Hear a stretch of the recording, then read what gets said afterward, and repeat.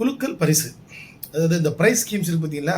ஒரு 20, 30 பேர் இல்ல 50, 100 பேர் நெறைய ஒவ்வொருத்தருக்கும் ஒரு டிக்கெட் குடுத்து அவங்க பேரெல்லாம் எழுதி ஒண்ணா குலுக்கி போட்டு அதிலிருந்து ஒரு நபருக்கு பரிசு குடுக்கின்ற இதை போன்ற ஒரு விஷயங்கள் வந்து தடை செய்யப்பட்டிருக்கிறது. இது தடை செய்யப்பட்டது நம்ம நெறைய பேருக்கு தெரியாது. ரைட். அதாவது எல்லாவற்றுக்குமே வந்து அந்த காலத்தில சட்டம் வந்து போட்டாங்க. ஆனால் அதில் வந்து நிறைய சட்டங்கள் செயல்படாமல் தான் இருக்கின்றன. ஏனென்றால் பழைய சட்டங்கள் இருப்பது கூட நமக்கு தெரியாமல் தான் இருக்கின்றன. அதில ஒரு சட்டம் தான் இந்த வந்து prize schemes prevention act 1979 right. இதில பார்த்தீங்கன்னா, குலுக்கல் முறையில் பரிசு கொடுப்பது வந்து தடை செய்யப்பட்டிருக்கிறது. எதெல்லாம் வந்து குலுக்கல் முறையில் பரிசு கொடுப்பது? ஒரு ரியல் எஸ்டேட்ல இத்தனை தேதிக்குள்ள பிளாட் வாங்குறவங்க பேரெல்லாம் ஒண்ணா குலுக்கி போட்டு அவங்களுக்கு ஒரு முதல் பரிசு ஒரு ஆம்னி கார் அனௌன்ஸ் பண்றாங்க இல்லையா? அது இந்த ஆக்ட்டுக்குள்ள வர்றது தான். சரி, இந்த கடையில வந்து பார்த்தீங்கன்னா, இந்த ஷாப்பிங் மால்ல இந்த கடையில இப்ப இத்தனை 1000க்கு மேல பொருள் வாங்குறவங்களுக்கு எல்லாருக்கும் ஒரு டோக்கன் கொடுக்கப்படும். அந்த டோக்கனை குலுக்கி எடுத்து வருகின்ற முதல் நபர்களுக்கு அங்க ஒரு ஸ்கூட்டர் கொடுக்கப்படும் அப்படின்னு சொன்னாங்கல்ல, அதுவும் பிரைஸ் ஸ்கீம் தான்.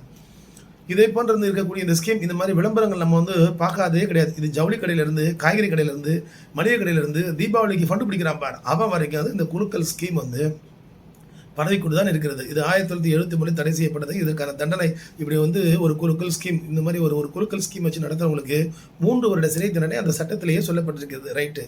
இப்போ இதுக்கு யார் யாரெல்லாம் துணை போறாங்களோ அவங்களுக்கு என்ன தண்டனைன்னா அவங்களுக்கு அதே தான். அப்ப அந்த சட்டத்தை படித்து பார்க்கும்போது தான் தெரிகிறது வந்து அதில நீங்க விளம்பரம் போட்டாலும் சரி, விளம்பரத்துக்கான அந்த சீட்டு, அந்த அச்சடிக்கப்பட்ட துண்டு சீட்டு, அந்த பிரசுரங்கள் அதை கொடுத்தாலும் சரி, நீங்கள் டிக்கெட் இஷ்யூ பண்ணாலும் சரி, இதை இந்த பொருட்களை நீங்கள் உங்கள் சுவாதீனத்தில் வைத்திருந்தாலும் குற்றம் குற்றமே. அதற்கான 3 வருட சிறை தண்டனை உண்டு. ஆனால் இந்த சட்டங்கள் எல்லாம் வந்து பயன்படுத்தப்படுகின்றனவா என்றால் நிச்சயமாக வழக்கறிஞர்களுக்கே தெரியாது. அப்புறம் காவல்துறைக்கு எங்கிருந்து அது தெரிய வரும்? தேவைப்படும் பட்சத்தில் அரசியல்வாதிகளால் கண்டறியப்பட்டு அவைகள் பயன்படுத்தப்படும் என்பது தெளிவு.